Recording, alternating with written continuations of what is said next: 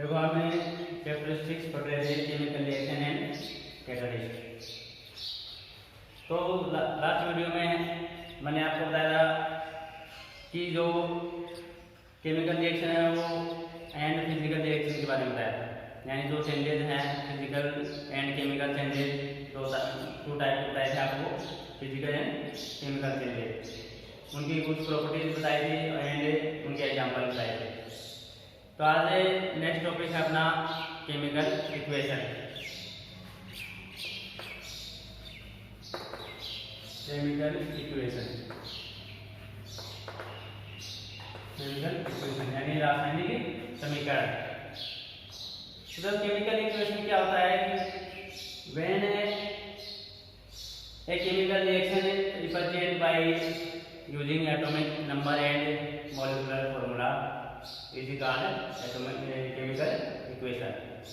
यानी कोई भी जो केमिकल रिएक्शन है जिसको हमें उसके atomic number and molecular formula से उसको रिप्रेजेंट करते हैं, तो उसी को हम क्या बोलते हैं, केमिकल इक्वेशन। तो मैंने chemical reaction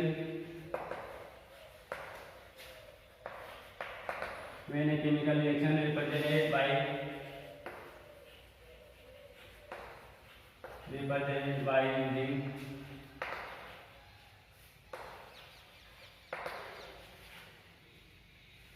using atomic number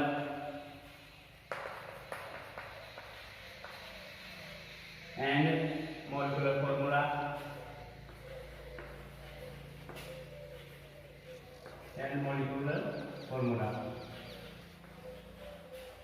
are represented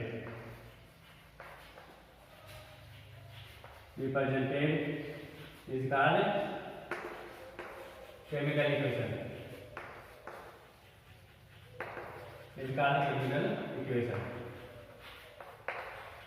यानी किसी भी हम केमिकल जो रासायनिक समीकरण है कोई भी, तो उसको अब अगर आप atomic number and molecular formula से रिप्रेजेंट करते हो तो वो क्या कहलाते हैं, केमिकल इक्वेशन। फॉर एग्जांपल जैसे कि आप by heating carbon in presence of oxygen is called carbon dioxide. यानी जब आप कार्बन को ऑक्सीजन की उपस्थिति में हीट करते हो, गर्म करते हो, तो क्या बनेगा, कार्बन डाइऑक्साइड। फॉर एग्जांपल जैसे कार्बन प्लस ऑक्सीजन तो क्या बन जाएगा, CO2, कार्बन डाइऑक्साइड। ये तो कार्बन है प्लस ऑक्सीजन, तो ये क्या बनेगा, कार्बन डाइऑक्साइड।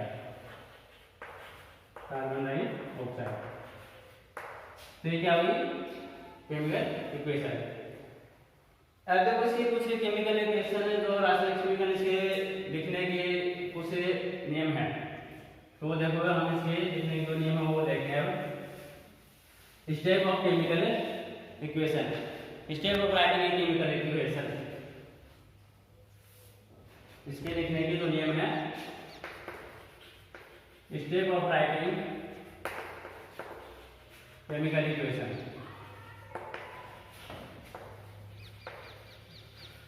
यानी इसके जो लिखने के जो स्टेप्स हैं वो कौन कौन से देखो।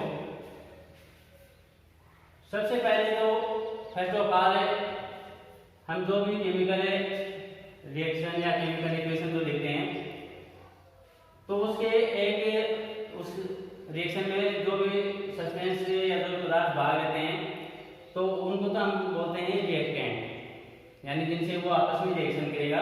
वो भी 2 या 2 से अधिक जो मटेरियल है, जो सब्सटेंस है, जब वो आपस में रिएक्शन करेंगे तो वो तो होते हैं रिएक्टेंट, उनको तो हम बोलते हैं रिएक्टेंट। और उनसे बनने वाला जो प्रोडक्ट है, जो उत्पाद बनेगा, उससे क्या बनेगा, उसको हम बोलते हैं product. For writing a chemical equation first of all reactant and written, then a single bond arrow and a produce are written। जैसे इसका फर्स्ट है कि for writing chemical reaction,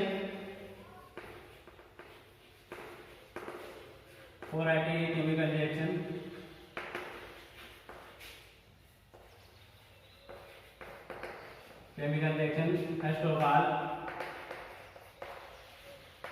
first of all are written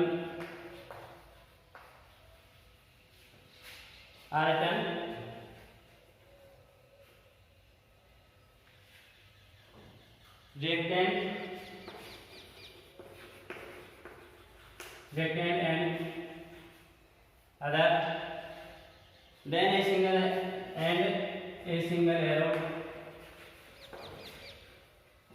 arrow and then product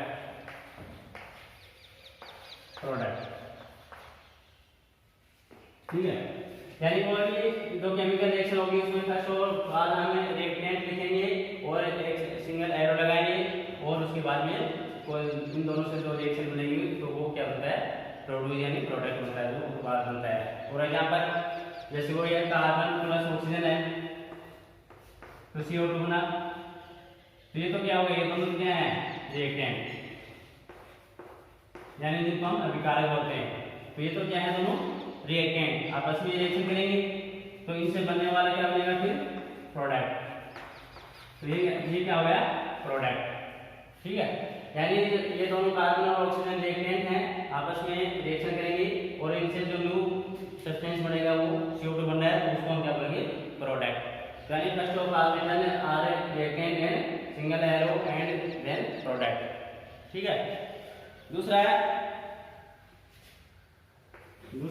step देखो इसको, if reactants और product are more than one in number तो then they are separated by plus sign. यानी जब reactant एक या एक से अधिक रिएक्टेंट होते हैं तो हम बीच में उसके प्लस का साइन लगा देते हैं। तो इफ रिएक्टेंट और प्रोड्यूस, तो if reactant and product one or more so then separate one or more then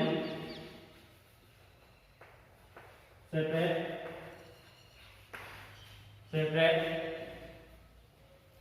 more than one in number, they are separated by sign, so they are separated by plus sign।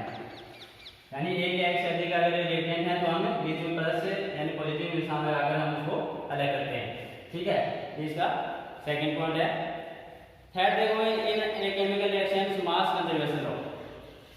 तीसरा देखो, जो chemical जो reaction होती है उसमें जो मास होता है उसका वो क्या होता है, कंजर्व होता है, यानी उसका जो मास है वो संरक्षित रहता है। तो इन केमिकल रिएक्शन मास कंजर्व। तो थर्ड स्टेप है, इन केमिकल रिएक्शन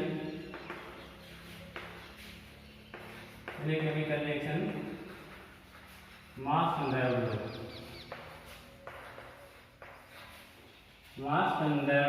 लॉ, यानी द्रव्यमान संरक्षण के सिद्धांत पर ये कार्य करता है।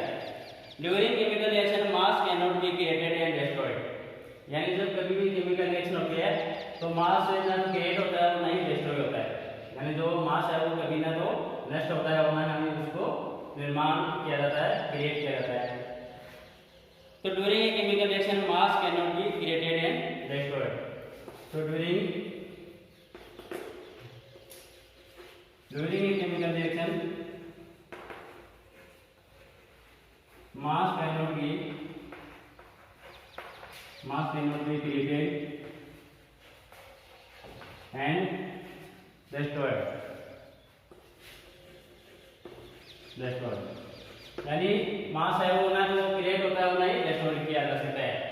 तो थर्ड स्टेप इसकी केमिकल रिएक्शन की। फोर्थ देखो,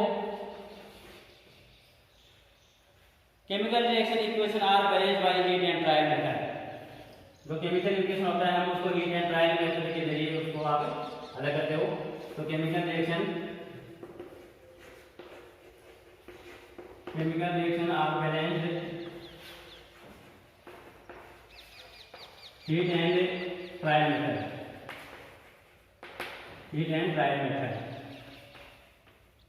यानी हम उसको हीट एंड ट्रायल मेथड के जरिए आप उसको बैलेंस करते हो। कोई भी जो आपने प्रोडक्ट रिएक्टेंट एंड जो प्रोडक्ट किया है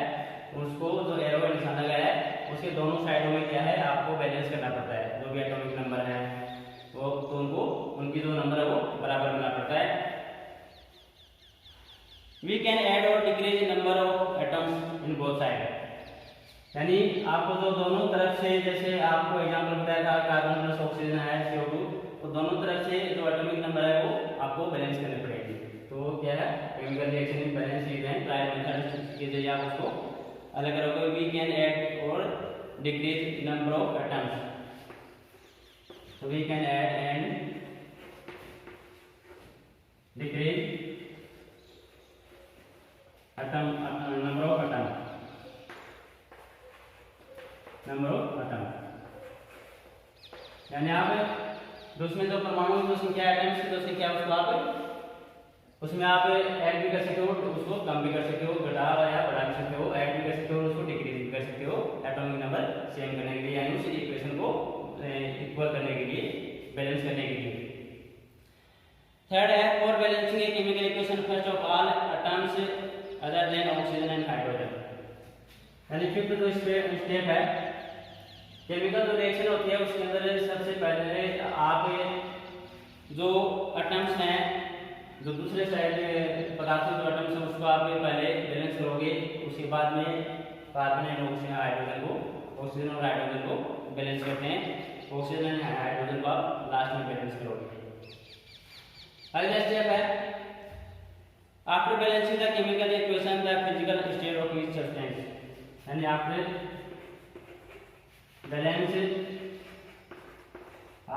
उसी इक्वेशन को बैलेंस कर लिया है, तो उसके बाद में आप उसकी जो स्टेट है यानी उसकी जो अवस्था है उस रिएक्शन की, तो वो उसके सामने लिख दोगे।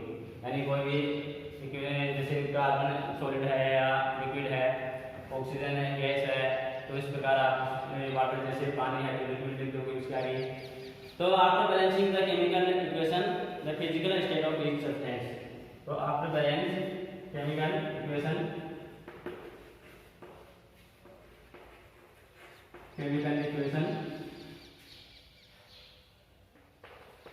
then state, फिर after balancing chemical equation and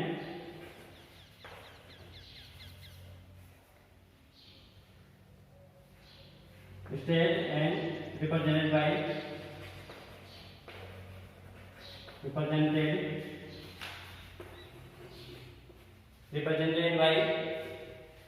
physical state,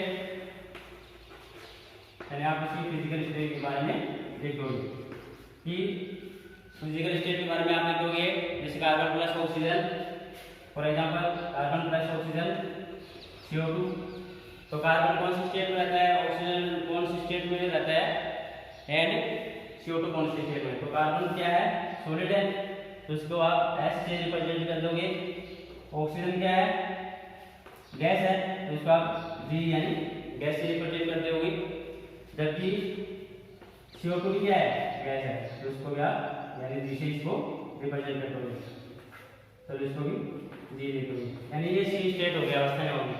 जैसे कार्बन है सॉलिड होता है, ऑक्सीजन है गैस होती है, CO2 है वो भी गैस होती है, ठीक है। इसी प्रकार जैसे वाटर है H2O, तो ये लिक्विड होता है, तो इसके आगे हम क्या लिख देंगे H लिख देंगे, यानी लिक्विड है ये, ठीक है। जैसे NaCl है नमक है सॉलिड होता है, तो इसकी जो हम फिजिकल स्टेट दर्शाएंगे तो उसमें आप क्या लिखोगे S, यानी S का मतलब क्या है सॉलिड, ठीक है। तो आपको balance chemical equation and represented by physical state, यानी उसकी जो कोई भौतिक अवस्थाएं हैं उसके बारे में आप नीचे लिख दोगे उसको दर्शाने के लिए। When a reactant or product is present in aqueous solution, then aqua is written by bracket. अगला है 6 का पॉइंट स्टेप, यानी अगर कोई केमिकल जो रिएक्शन एक्वस मीडियम में है यानी जलीय मीडियम में है, उसके ब्रैकेट में आप क्या लिख दोगे एक क्यू लिख दोगे, एक्वस लिख दोगे। So when reactant or product is represented, so when reactant and product is present in aqueous solution, present in aqueous solution,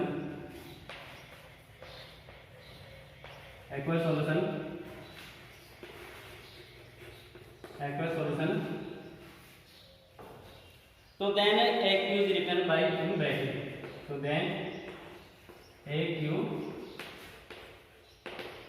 written in bracket, यानी ब्रैकेट में आप क्या लिख दोगे AQ। जैसे कैल्शियम ऑक्साइड प्लस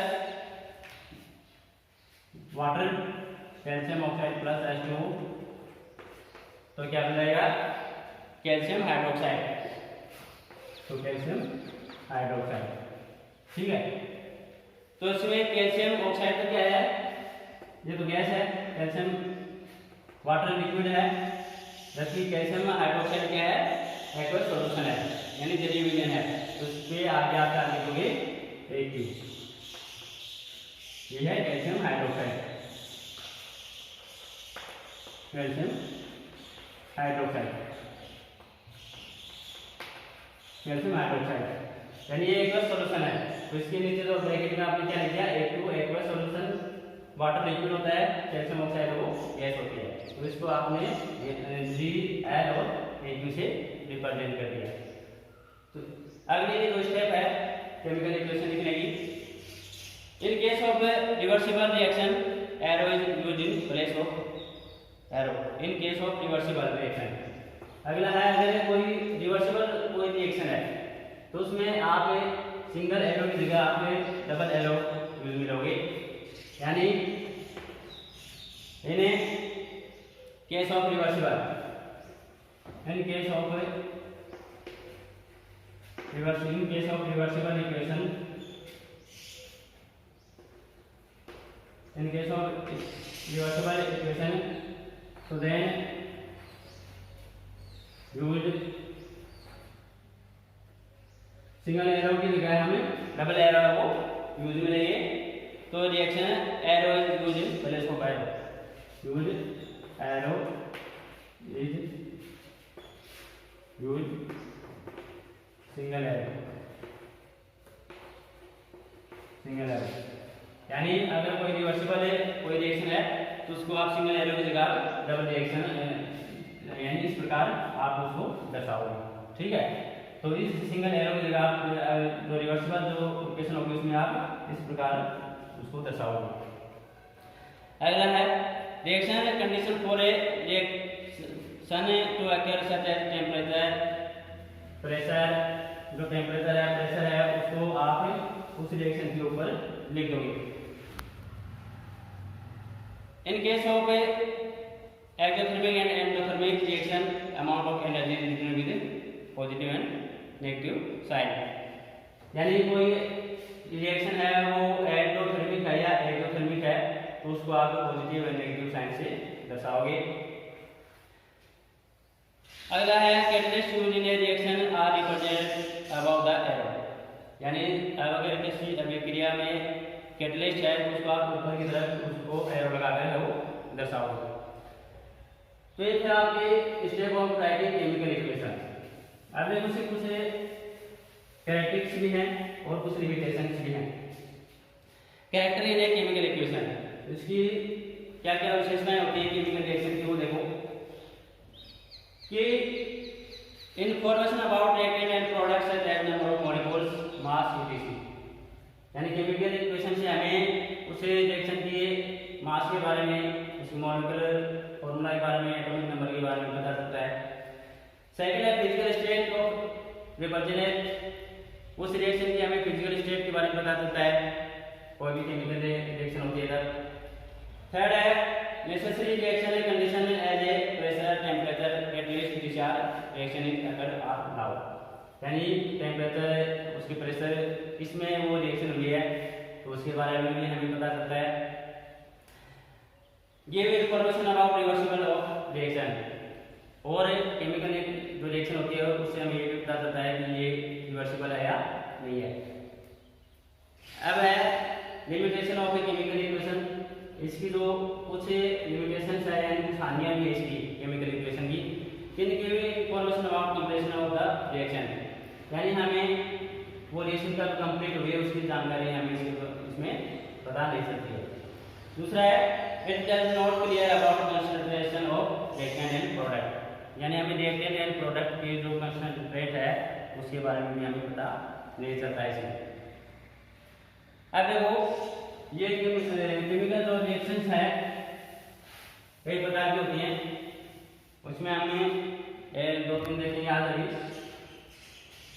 तो जो केमिकल इक्वेशन है कई प्रकार की होती है, जैसे पहला है एडिशन रिएक्शन।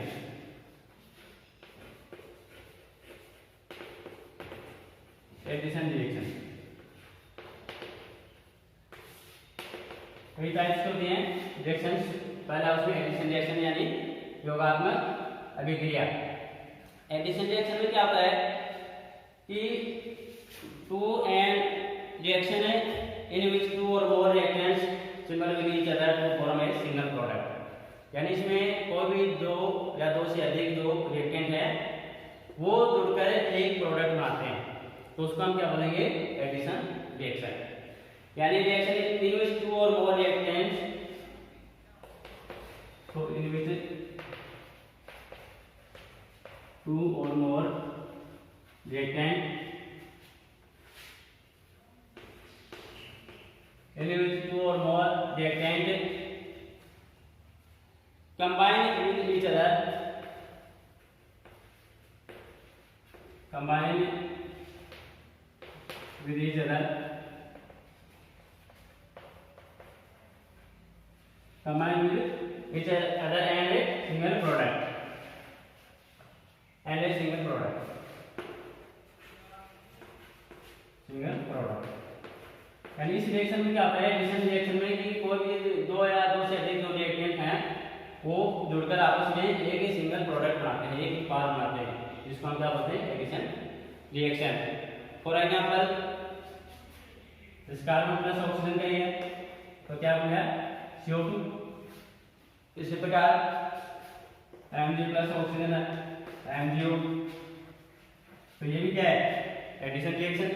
यानी इसमें टू रिएक्टेंट हो गए, एक कार्बन हो गया एक ऑक्सीजन हो गया, इसमें भी टू रिएक्टेंट है मैग्नीशियम प्लस ऑक्सीजन, तो दोनों रिएक्टेंट जुड़कर क्या बना रहे हैं एक सिंगल प्रोडक्ट बना रहे हैं, यानी दोनों रिएक्टेंट जुड़कर सिंगल प्रोडक्ट बना रहे हैं, एक उत्पाद बना रहे हैं। तो ये कौन सी रिएक्शन होगी एडिशन रिएक्शन। तो ये क्या है मैग्नीशियम, मैग्नीशियम, ठीक है एडिशन रिएक्शन। अब देखो दूसरी है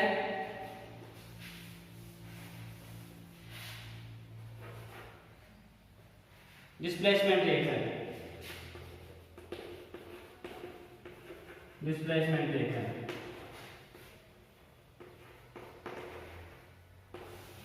डिस्प्लेसमेंट रिएक्शन में क्या होता है कि डिस्प्लेसमेंट यानी विस्थापित करना, एक जगह से दूसरी जगह उसको हटा देना या प्रतिस्थापित कर देना, तो वो क्या कहलाता है displacement.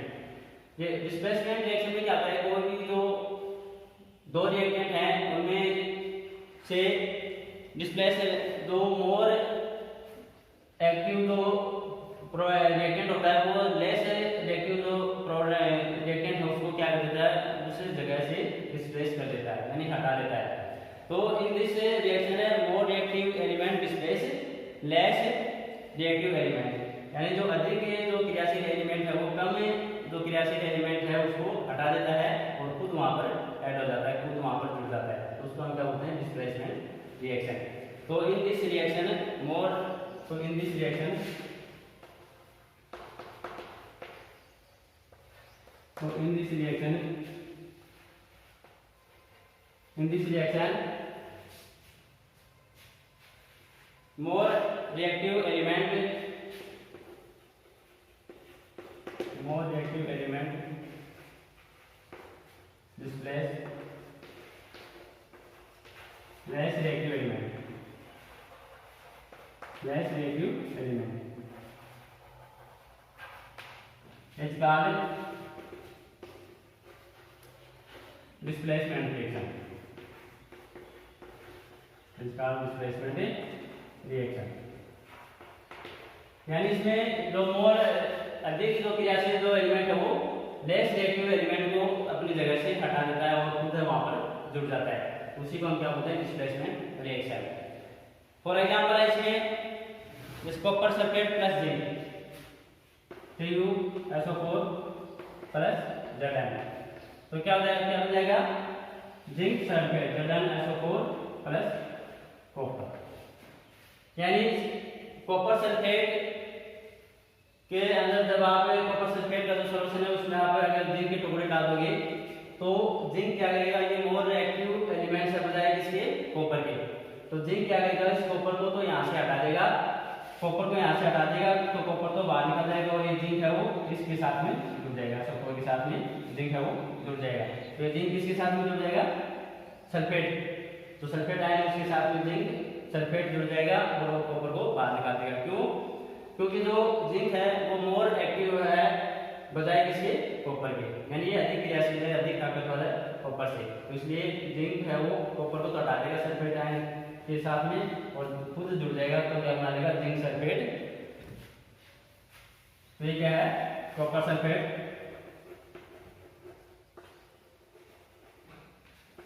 Copper sulphate plus zinc, तो क्या बना लेंगे, जिंक सल्फेट, जिंक सल्फेट,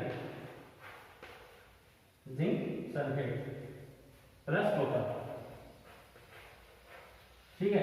यानी ये मोर एक्टिव एलिमेंट था कॉपर के बजाय, तो ये सल्फेट आयन के साथ में जिंक वो जुड़ जाएगा, तो ये है डिस्प्लेसमेंट रिएक्शन। यानी अगर आप कॉपर सल्फेट के सॉल्यूशन में जिंक के टुकड़े डालोगे, इसका जो ब्लू कलर होता है वो क्या हो जाता है, धीरे धीरे गायब हो जाता है, क्योंकि कॉपर हटने लग जाता है और जिंक वो उसमें जुड़ने लग जाता है। तो आगे जो नेक्स्ट रिएक्शन है वो हम नेक्स्ट वीडियो में